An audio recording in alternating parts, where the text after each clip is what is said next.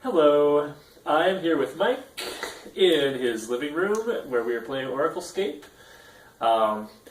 We have been telling the story of Morgan, who is a budding teenage drug dealer and also recently reformed Christian, which is useful as a cover for being a drug dealer, apparently.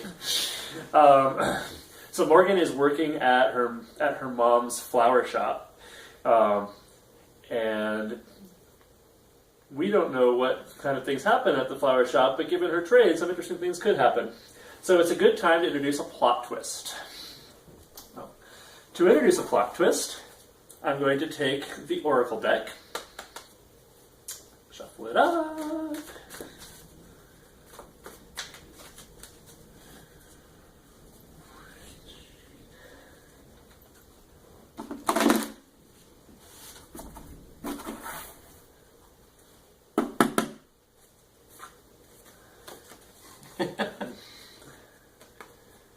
You're not going to let me cut? No, go ahead. Go ahead. Apparently I'm not. And I'm going to draw a card.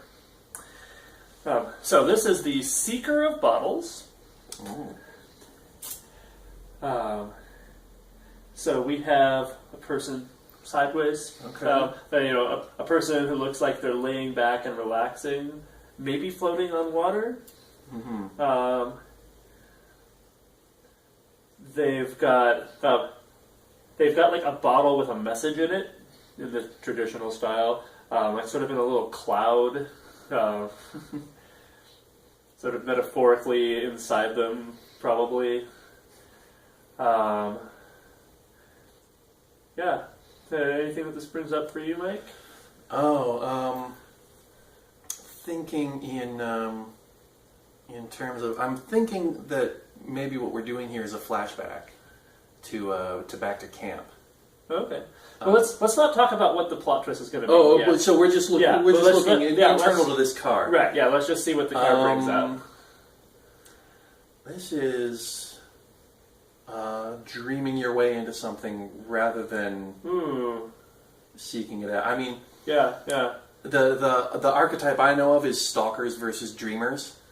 People who figure out how something is from the outside versus somebody who tries to imagine their way into it and is perhaps frustrated more often than not. Oh, okay.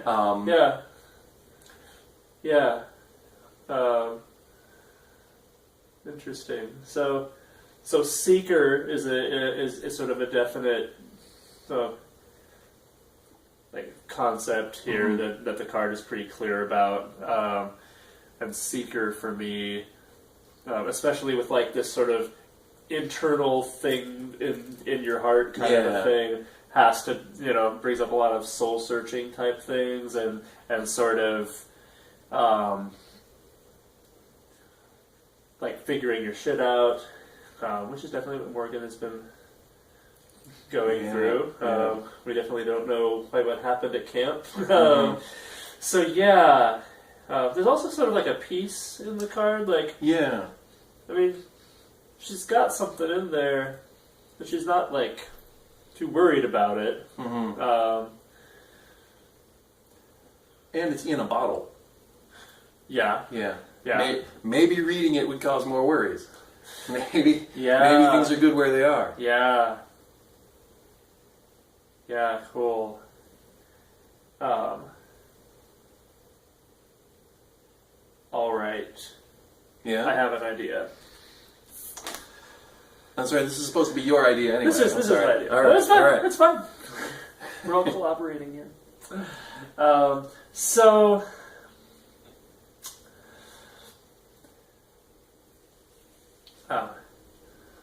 I'm kind of picturing that Morgan has a journal that she kept at the camp, and like they sort of made everybody keep a spiritual journal, but like maybe she got more into it than she expected to, and so like I'm picturing, one of like her and her drug dealer friend Jackson's meetings in her room about the business, and she has she had her journal like sitting out open on her bed, and he spots it and is like, oh hey, what's this? And picks it up and starts to read. Maybe starts to read aloud off it, something like I've never felt this way about any human being, and she like snatches it away, and she's like, "Hey, that's private." She's like, "God, whatever." And so she sort of like stashes it under a pillow, but she's like feeling kind of edgy and nervous about that vulnerability. Okay. Yeah. So that was a plot twist. So now we have 3 options on our turn. Say what happens next, embellish, or create a plot twist. You don't want to create a plot twist like every time or over and over again.